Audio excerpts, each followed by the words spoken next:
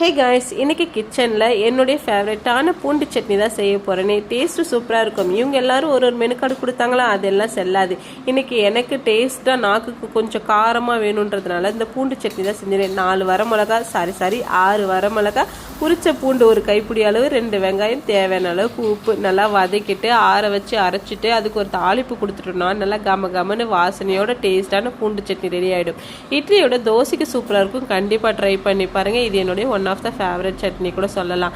அது என்னமோ தெரியல, மாதத்துக்கு 2 டைம் இந்த கோல்டு வந்துடுது. வந்தால் சும்மாலாம் வரதே இல்லை, ஒரு வழி ஆக்கிடுது நம்மளை. அதுக்கப்புறம் விட்டுட்டு போகும்போது இருக்கிறவங்க எல்லாருக்கும் தொத்தி விட்டுட்டு தான் போகுதே. ஃபஸ்ட்டு என் பொண்ணுக்கு தான் ஆரம்பிச்சுது. அப்படியே அவகிட்ட இருந்து என்கிட்ட தொத்திக்கிச்சா, இப்போ என்கிட்ட இருந்து எங்கள் வீட்டுக்கார்ட்ட இருந்து என் பையன்கிட்ட ஆல்ரெடி அடிக்கடிக்காக தொத்திக்கிட்டே தான் இருக்குது. ஒரு நிலையாவே இருக்க மாட்டேங்குது இந்த கோல்டு மட்டும்.